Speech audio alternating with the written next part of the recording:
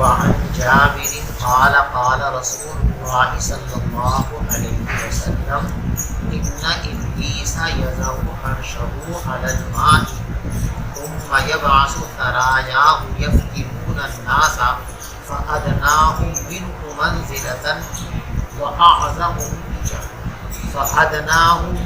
منزلة أعظمهم فتنة يجيء أحدهم فيقول فعلت كذا وكذا فيقول ما صنعت الشيطان قال ثم يجيء أحدهم فيقول ما تركته حتى فرقت بينه وبين امرأته قال فيدنيه منه ويقول نعم أنت نعم أنت قال الأعمش وراه قال فيلتزمه رواه مسلم. کہ شیطان اللہ سے یہ چیلنج کر کے آیا ہے کہ جس آدم کی بنیاد پر آپ نے اس کو جنت سے محروم کیا ہے، میں آپ کی عزت اور جلال کی قسم کھا کے کہتا ہوں کہ آدم کی اولاد کے ایک فرد کو گمراہ کروں گا اور اس کو جہنم کا ایندھن بناؤں گا، جنت سے محروم. قال فبعزتك لأغوينهم أجمعين. ابلیس نے کہا کہ آپ کی عزت کی قسم میں ضرور بھی ضرور سارے لوگوں کو گمراہ کر کے چھوڑوں. چنانچہ وہ اپنی اس کوشش میں برابر لگا ہوا ہے اور قیامت تک لگا رہے گا. اللہ اس کے شر سے ہم سب کی حفاظت کرے. اس کا جو اپنا مشن ہے اس مشن کی تفصیل اس روایت کے اندر بیان ہے کہ شیطان اپنے چیلوں کو، اپنے کام کرنے والوں کو دنیا کے مختلف علاقوں میں پھیلا دیتا ہے کہ جاؤ جہاں جیسا موقع ملے لوگوں کو راہ راست سے ہٹاؤ اور ان کو جہنم کے راستے بتاؤ. چنانچہ پوری فوج دنیا میں پھیل جائے. اب اس کے بعد جیسا جس کا موقع ملتا ہے کوئی کسی کو بدعت میں مبتلا کر دیتا ہے، کوئی چوری میں مبتلا کر دیتا ہے، کوئی زنا میں مبتلا کر دیتا ہے، کوئی کسی سے قتل ناحق کرا دیتا ہے. جو بھی گناہ ہو سکتے ہیں وہ شیاطین لوگوں کو پھیلا کر وہ گناہ کرتے ہیں اور پھر یہ شیاطین اپنے کاموں سے فارغ ہو کر اپنی رپورٹ پیش کرتے ہیں کام کرنے. ابلیس پانی پر اپنا تخت بچھاتا ہے. یہ پانی پر تخت بچھاتا ہے، یہ مجاز بھی ہو سکتا ہے اور حقیقت بھی ہو سکتی ہے. اور سارے لوگ وہاں اس تخت شاہی جو ہے ابلیس کا اس کے پاس آتے ہیں اور اپنی کارکردگی کی رپورٹ پیش کرتے ہیں کہ میں نے فلاں کو چوری میں مبتلا کر دیا، میں نے فلاں کو زنا میں مبتلا کر دیا، میں نے فلاں سے یہ کام کرا دیا، میں نے فلاں سے یہ کام. وہ کہتے رہتے ٹھیک ہے کوئی بڑا کام آپ کو، میں نے چوری کرا دی کوئی بڑا کام نہیں کیا، میں نے لوگوں کو زنا میں مبتلا کر دیا کوئی بڑا کام نہیں کیا. سب کی رپورٹ سنتا رہتا ہے اور کسی کی کارکردگی پر کوئی خصوصی خوشی کا مظاہرہ نہیں کرتا. حتیٰ کہ ایک چیلا اس کا آتا ہے اور وہ اپنی یہ رپورٹ پیش کرتا ہے کہ میں ایک گھر میں گیا اور شوہر اور بیوی کے دلوں میں وساوس ڈالے اور میں لگا رہا یہاں تک کہ میں نے شوہر اور بیوی کے درمیان تفریق کرا. یہ سنتے شیطان اچھل رہا ہے اور یہ کہا نعم انت، واقعی تو بہت کام کا آدمی. اور بعد میں پڑھا نعم انت، ہاں تو ہے کام کا. نعم انت اور نعم انت دونوں طریقے سے اس کو، اور نعم انت واقعی تو بہت کام کا ہے، اور نعم انت ہاں تو اچھا ہے، تو نے بڑھیا کام کیا. اور اس کو سینے سے لگا لیتا ہے، گویا کہ دنیا گناہ ہوتے ہیں ان گناہوں میں شوہر اور بیوی کی ناراضگی اور ان کے درمیان جدائی اور تفریق یہ انتہائی مہلک اور خطرناک گناہ ہے، اس لیے کہ یہ بہت سارے مفاسد کا مجموعہ ہے۔ شوہر اور بیوی کے درمیان ناچاقی اور اختلاف اور طلاق دو خاندانوں میں مستقل دشمنی کا بیج ہو گئی۔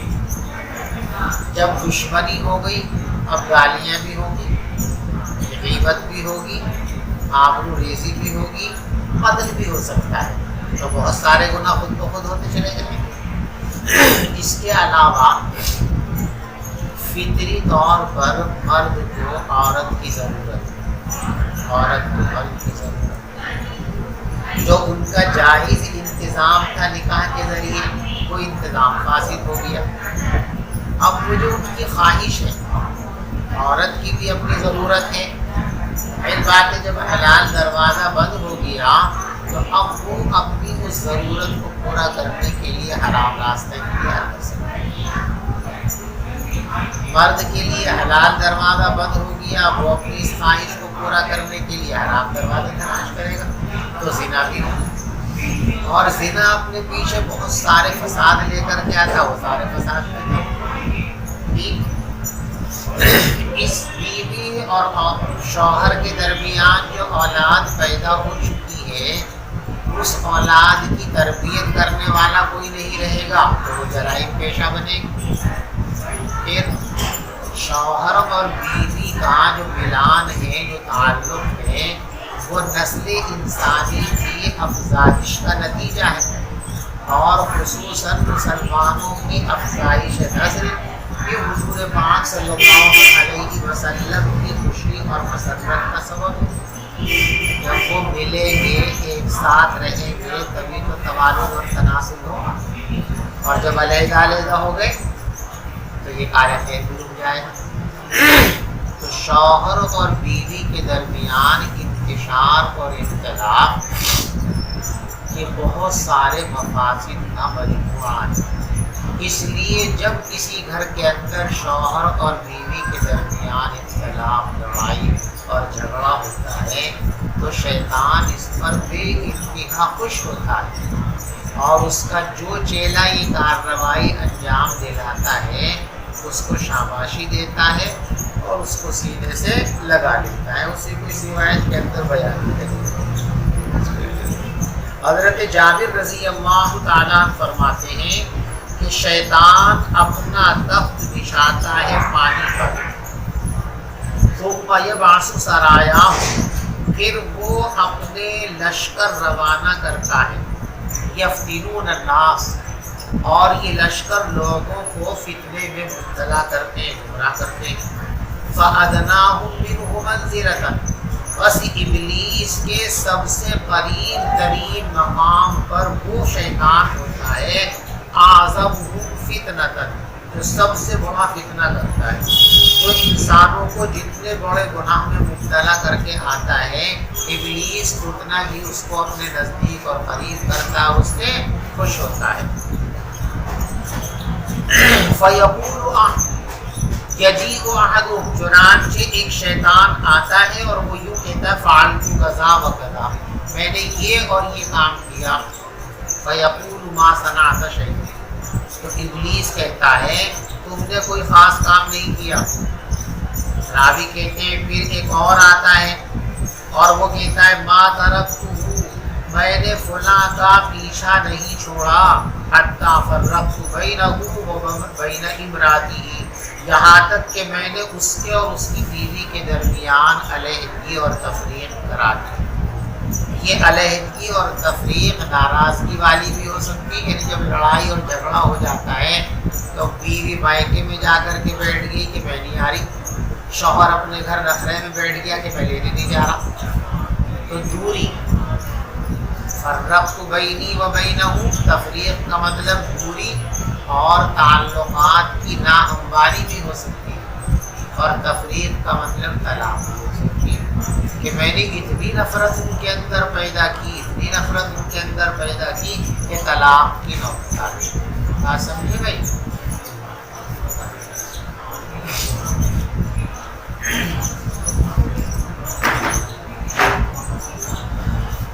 پھر ایک آتا ہے اور وہ کہتا ہے کہ میں نے فلاں شخص کو نہیں چھوڑا یہاں تک کہ میں نے اس کے اور اس کی بیوی کے درمیان تفریق کرا دی.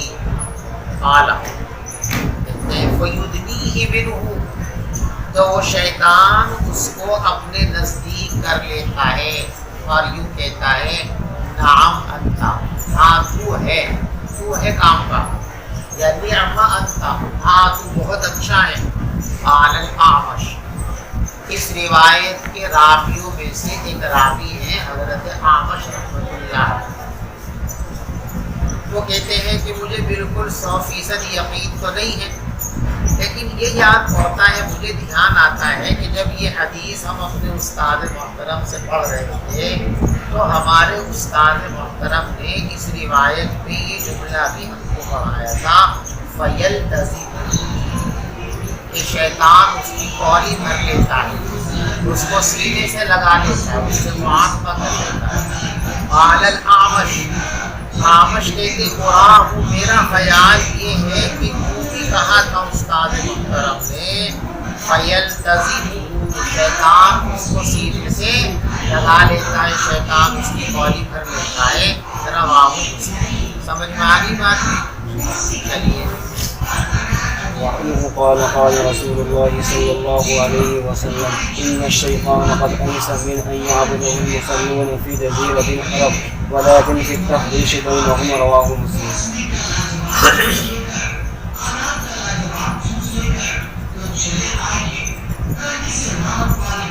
اللہ کے جو خاص بندے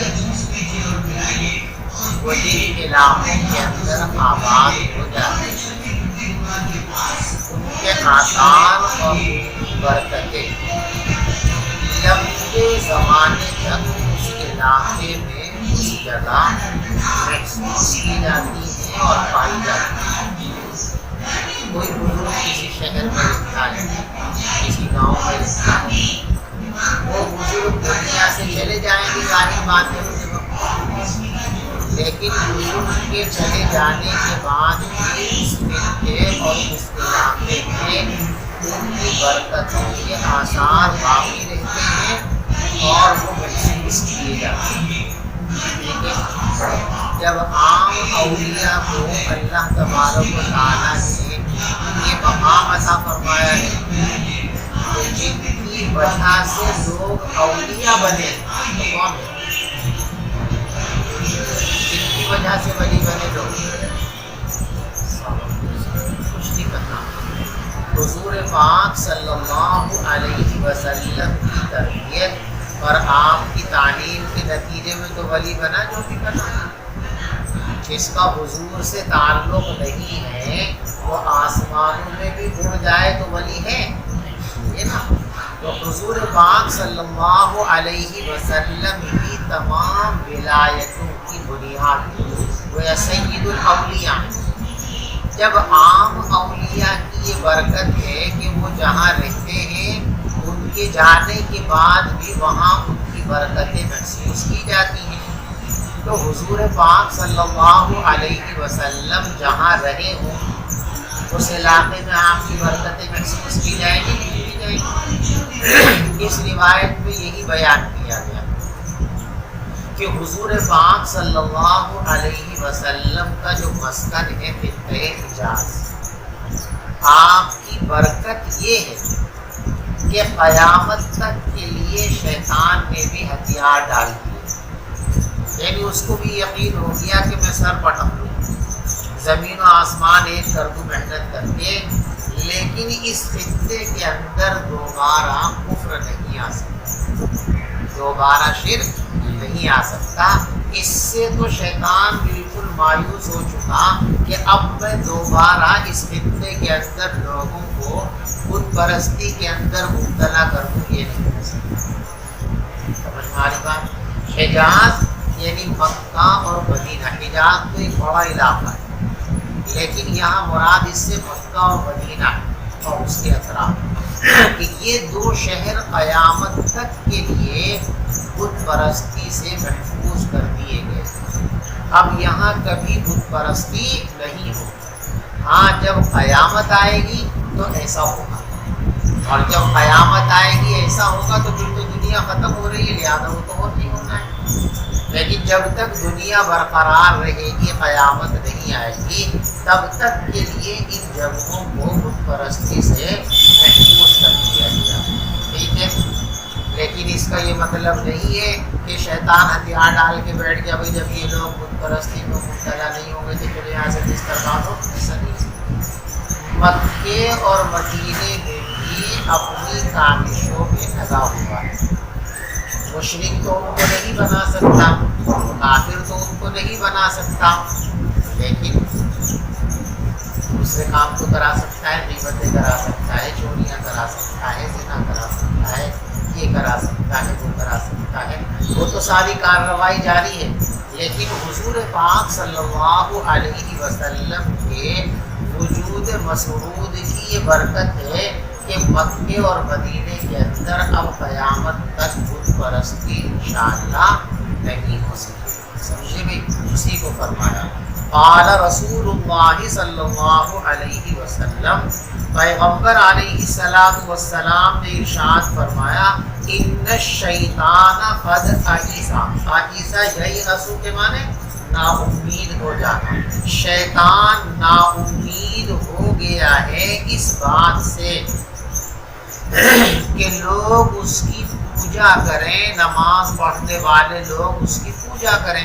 المصلون نماز پڑھنے والے، نماز پڑھنے والے سے مراد یہاں پہ المؤمنون، یعنی ایمان والے اب بت پرستی کرنے لگیں، شیطان کی پوجا کرنے لگیں، یہ تو نہیں ہوگا۔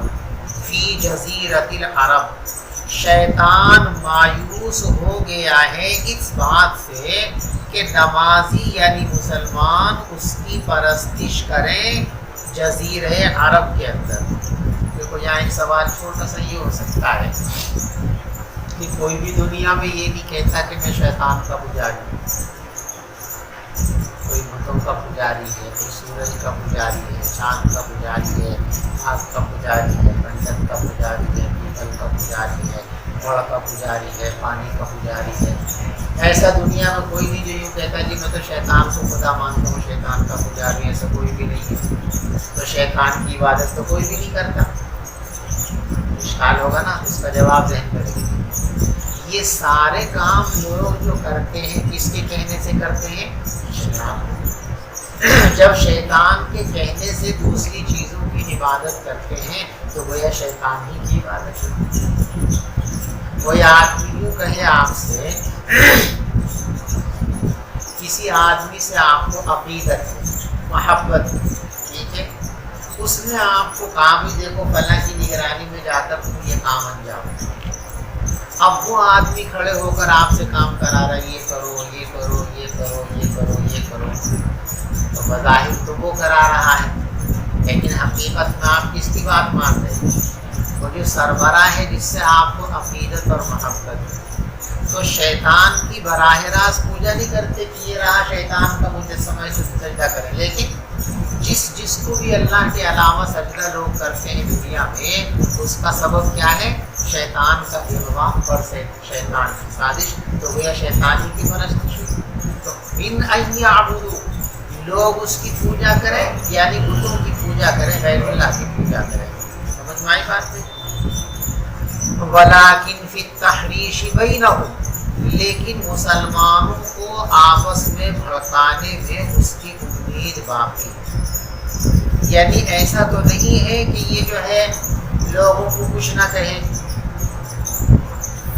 یہ ضرور بھی ضرور کیا کرے گا؟ ان علاقوں کے اندر بھی لوگوں میں باہمی اختلاف پیدا کرے گا، اور باہمی اختلاف جو ہے یہ ہزاروں لاکھوں کروڑوں گناہوں کی بنیاد ہے۔ جس میں نے بھی عرض کیا کہ کسی آدمی سے دوسرے آدمی کا اختلاف ہو گیا، کہنے کو تو ایک اختلاف 2 منٹ کو تو میں ہوگی، بات ختم ہو گئی، لیکن یہ ذرا سی تو میں اور اختلاف جو ہے اس کے نتیجے میں کیا ہوگا؟ آبرو ریزی مسلمان کی حرام ہے۔ یہ جو دونوں تو میں کا شکار ہوئے ہیں، ان میں سے ہر ایک کی کوشش ہوگی اس کی آبرو اتارنے، صحیح؟ غیبت، جس کے بارے میں کہا گیا الغیبت اشد من الزنا، کہ غیبت کا گناہ زنا سے بھی زیادہ سنگین جو ہے۔ غیبت کریں گے ایک دوسرے کی نہیں کریں گے، چغل خوری کریں گے کہ نہیں کریں گے، ایک دوسرے کو مالی نقصان پہنچائیں گے نہیں پہنچائیں گے، جانی نقصان، یعنی جتنے بھی جرائم ہو سکتے ہیں وہ سب ہوں گے۔ تو شیطان عربوں کو بالخصوص مکے اور مدینے کے باشندوں کو بت پرستی کی تلقین تو نہیں کر سکتا، اسے پتہ ہے کہ یہ کامیاب ہونے والا، لیکن سنگین طور پر اس کی کوششیں یہ ہوں گی کہ یہ مسلمان آپس میں بگڑ جائیں گے، پھسل جائیں گے۔ مانا قرآن میں کہ جب تم جھگڑنے لگو گے فشل تم، تو پھسل جاؤ گے، ناکام ہو جاؤ گے۔ اللہ ہم سب اس سے حفاظت فرمائے۔ ولیکن فی التحریش بینہم، لیکن وہ مسلمانوں کو آپس میں بھڑکانے سے نا امید نہیں ہوا۔ یہاں ایک سوال چھوٹا سا ہے، حاشیے کے اندر بھی لکھا ہوا ہے کہ یہاں نبی پاک صلی اللہ علیہ وسلم نے یہ ارشاد فرمایا کہ شیطان اس بات سے مایوس ہو چکا کہ جزیرت العرب کے اندر کوئی بت پرستی کرے۔ بت پرستی کرنے والا کافر اور مشرک ہوتا ہے، غیر مومن ہوتا ہے۔ حضور پاک صلی اللہ علیہ وسلم کی وفات ہوئی تو بہت سے لوگ مرتد ہو گئے، تو بظاہر اس روایت کے خلاف ہے۔ اس روایت میں تو یہ ضمانت ہے یہاں کوئی غیر مسلم نہیں بنے گا، اور لوگ ایمان چھوڑنے پر آئے نا تو غیر مسلم بنے کہ نہیں بنے، تو حدیث کے خلاف ہو گیا۔ اس کا جواب ذہن میں رکھیں، پیغمبر علیہ السلام کی اس حدیث میں یہ ہے کہ اس خطے میں دوبارہ بت پرستی سر نہیں اٹھائے۔ جیسے حضور کی بعثت سے پہلے یہ بت پرستی کا اڈا تھا، اب یہ کبھی بت پرستی کی آماجگاہ نہیں بنے گا۔ مسیلمہ کذاب اور فلاں کی سرکشی اور ان کی حماقتوں کی وجہ سے کچھ لوگ مرتد ضرور ہوئے، لیکن ان کا ارتداد بت پرستی والا نہیں تھا۔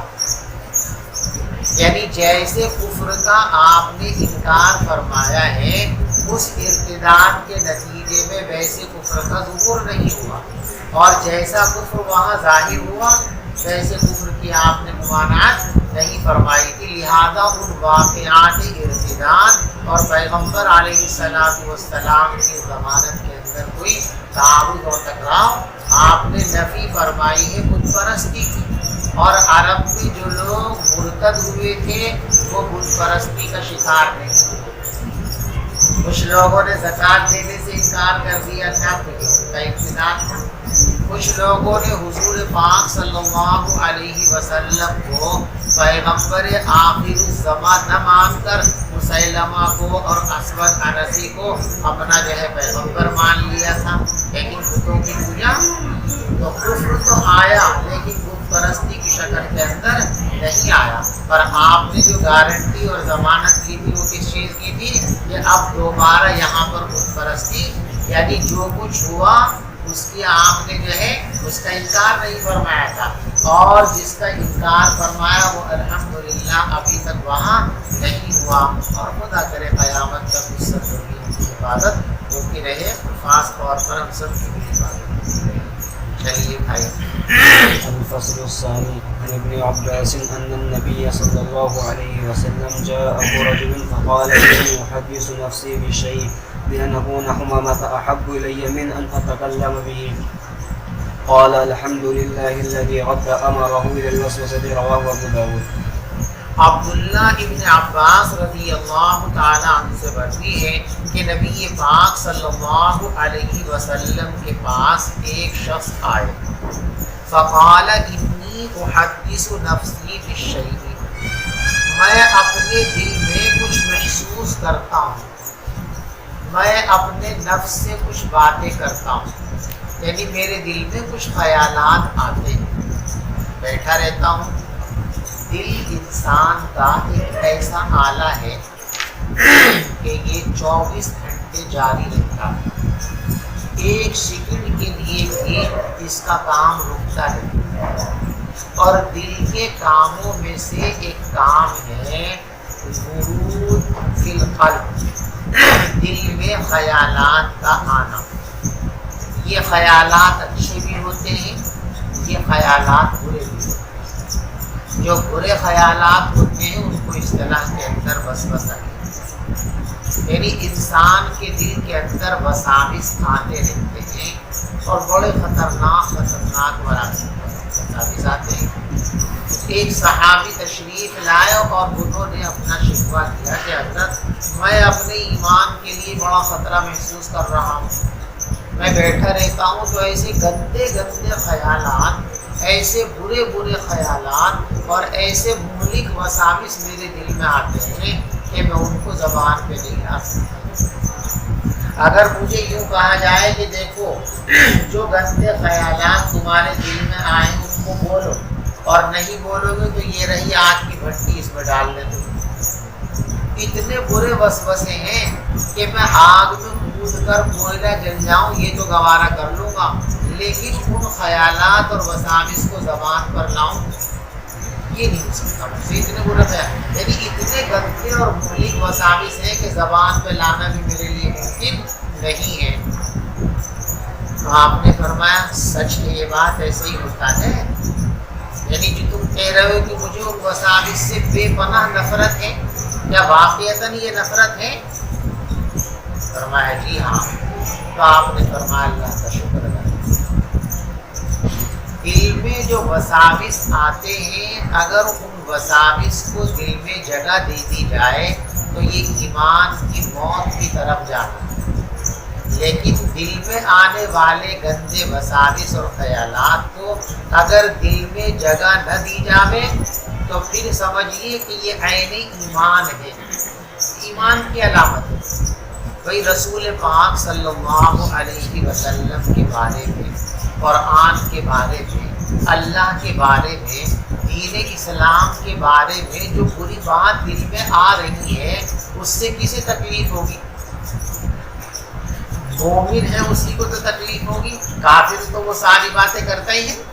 کافر اللہ کو گالیاں دیتا ہے، رسول اللہ کو گالیاں دیتا ہے، قرآن کو گالیاں دیتا ہے، اسلام کو گالیاں دیتا ہے۔ تو جس کام کو وہ عملاً زبان سے بھی کرتا ہے وہ کام دل میں آ گئے تو اسے کیا درد ہوگا؟ کچھ بھی نہیں ہونے کا، وہ تو اس کا مشن ہے۔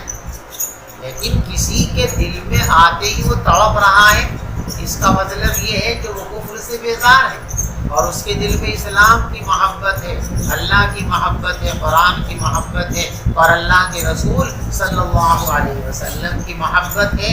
لہذا وہ قابل گرفت نہیں ہے بلکہ وہ تو قابل حمد ہے کہ اس کے دل میں ایمان کا تخم اور ایمان کا بیج موجود ہے، ایمان کا درخت لگا ہوا ہے۔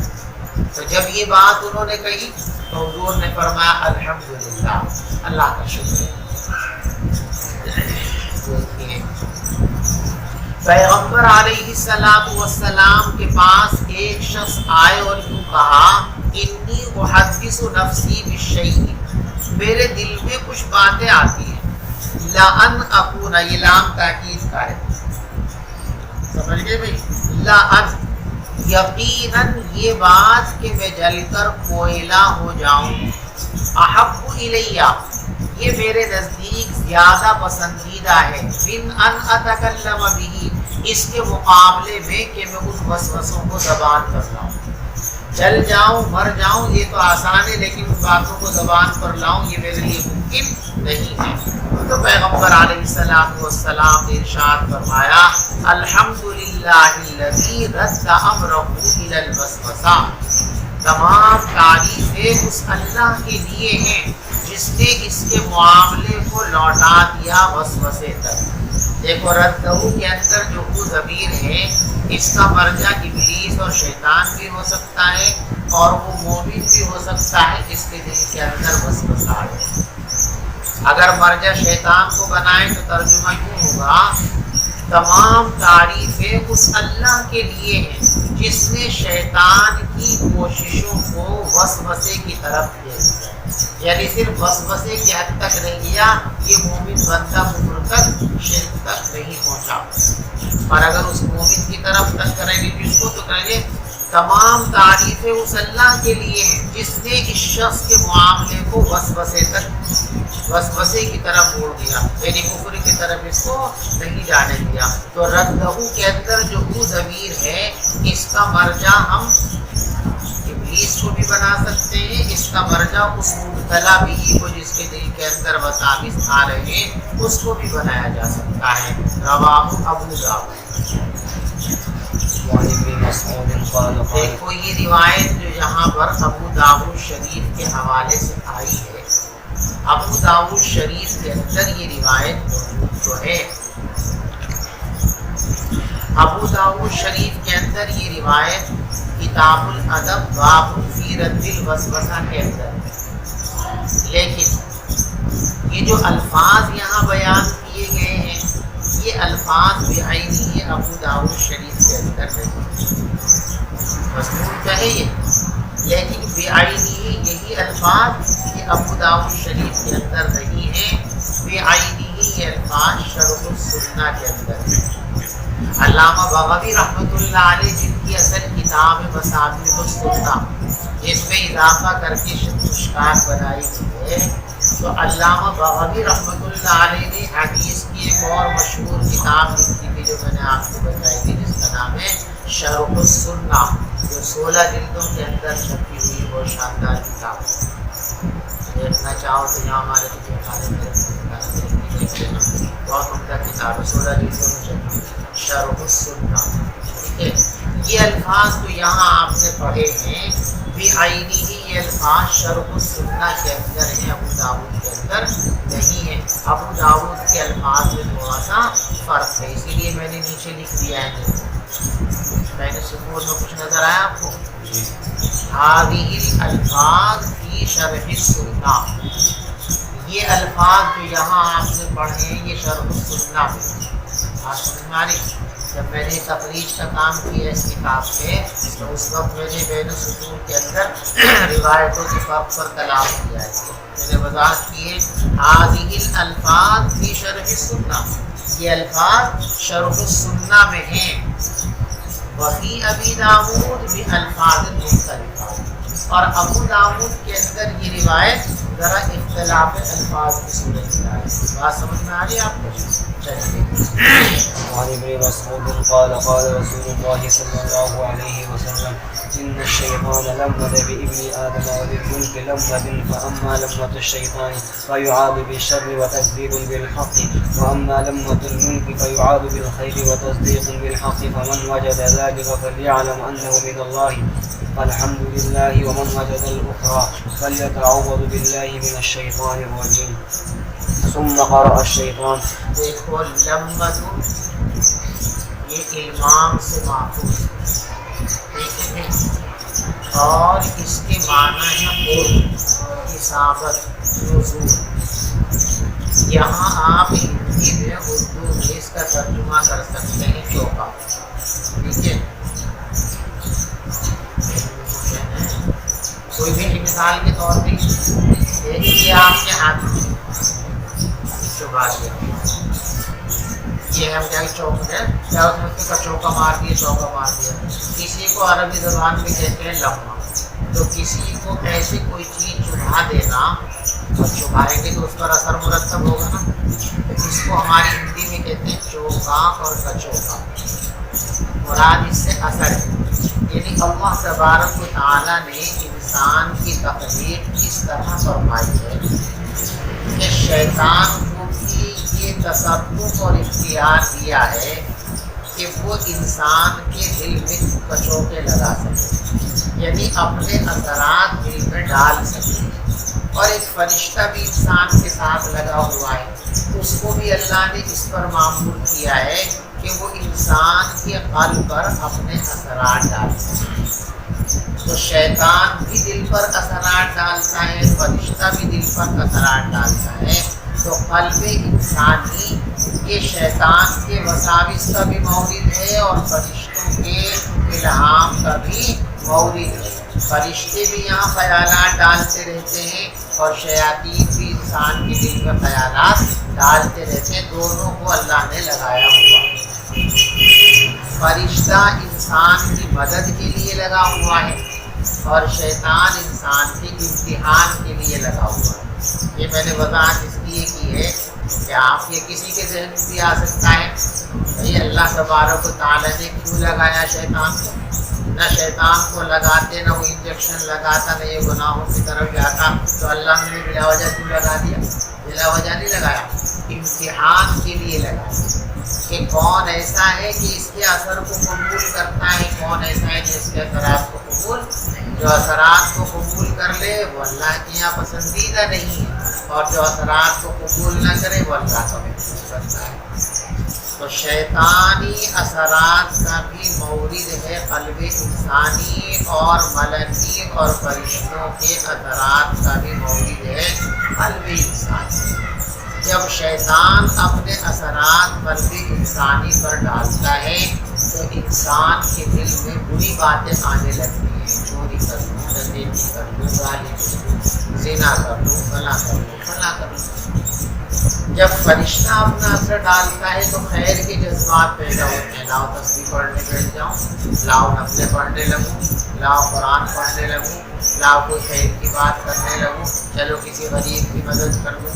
تو شیطان کا چوکا یہ گناہوں کے زہر کو پھیلاتا ہے، اور فرشتے کا چوکا یہ انسان کے اندر خیر کے جذبات کو ابھارتا ہے۔ تو فرشتہ بھی لگا ہوا ہے اور انسان کے ساتھ شیطان بھی لگا ہوا ہے، دونوں اپنی اپنی کارروائیوں میں لگے ہوئے۔ اللہ شیطان کے شر سے ہماری حفاظت فرمائے۔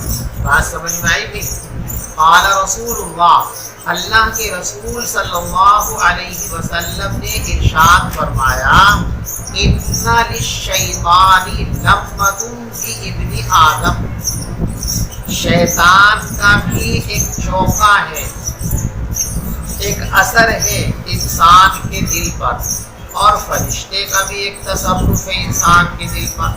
فَأَمَّا لَمَّةُ الشَّيْطَانِ فَإِعَاظٌ بِالشَّرِّ وَتَكْذِيبٌ بِالْحَقِّ، بس شیطان کے لمحہ اور چوکے کا اثر تو یہ ہوتا ہے کہ شیطان اس کو ابھارتا ہے شر کی طرف اور حق کو جھٹلانے کی طرف، اور فرشتے کے چوکے کا اثر یہ ہے کہ فرشتہ انسان کو ابھارتا ہے خیر کے کاموں کی طرف، وتصدیق بالحق، اور حق بات کو مان لینے کی طرف۔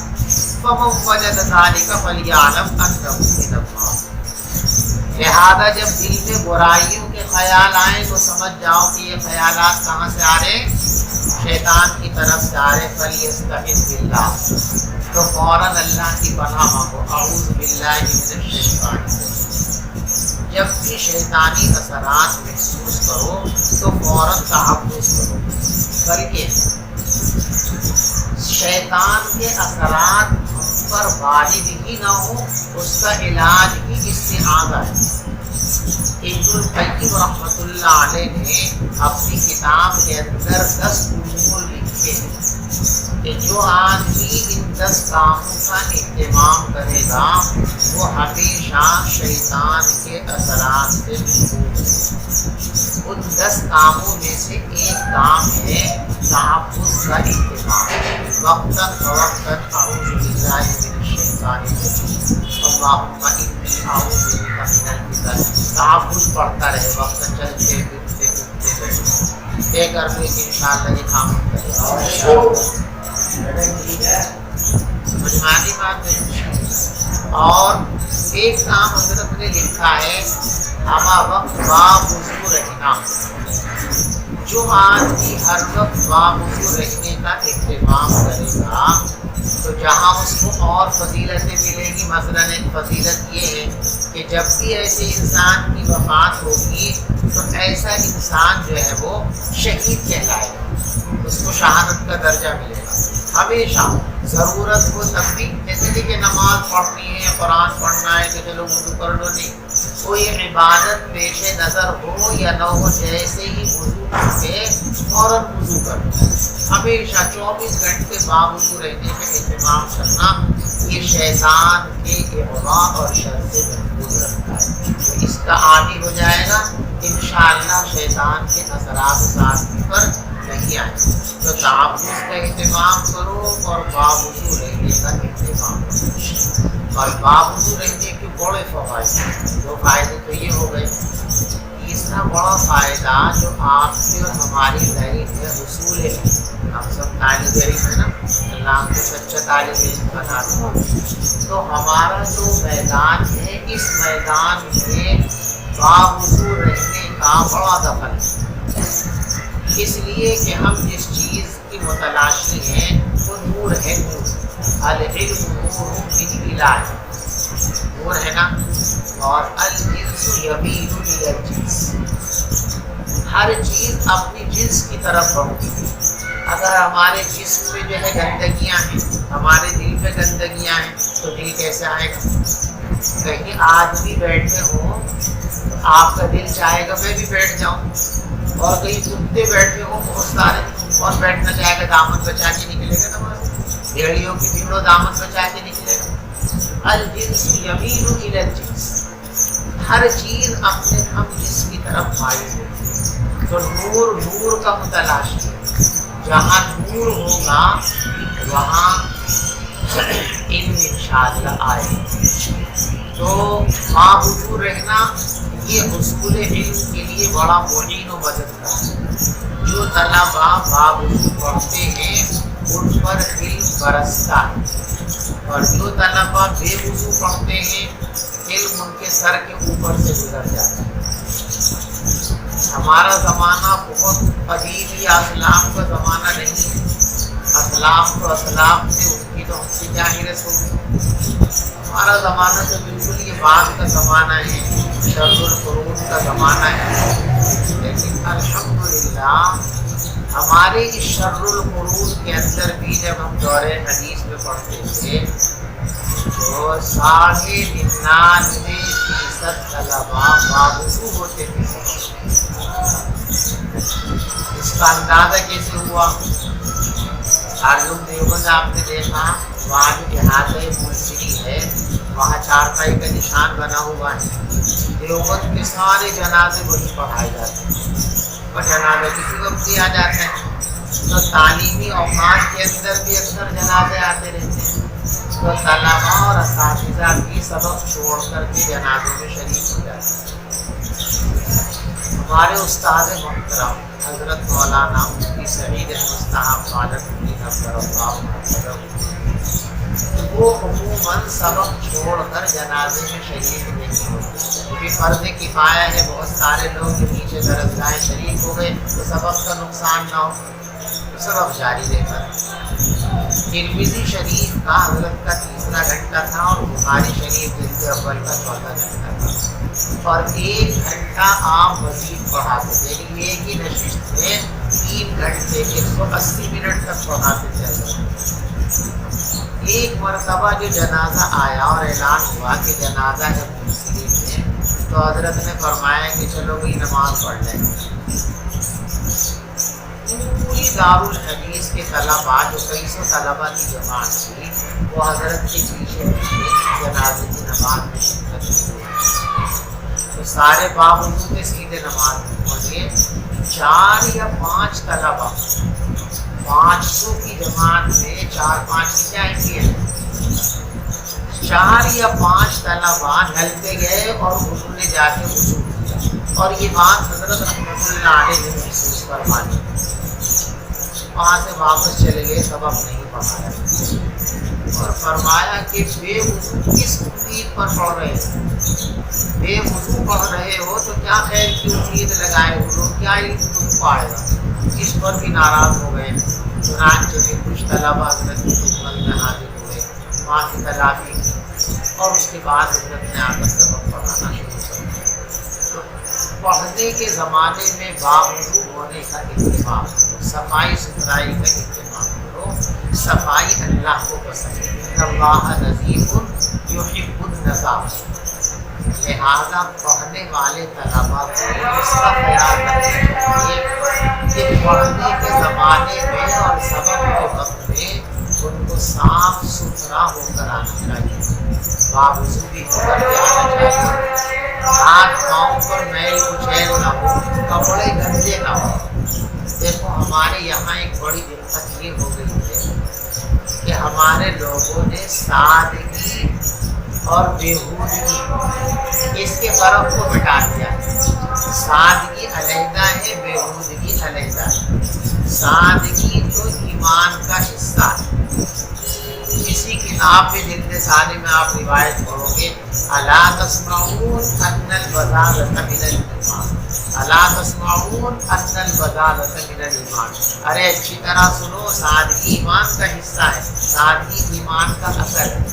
تو سادگی تو پسند ہے لیکن گندگی پسند نہیں ہے۔ اللہ نظیف یحب النظافہ، میلے کپڑے ہیں، ارے بس سادگی ہے جی، ہمارا جان جا فیشن کرنا۔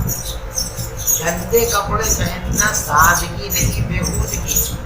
معمولی درجے کا کپڑا ہو، قیمت لگا ہوا کپڑا ہو لیکن دھلا ہوا۔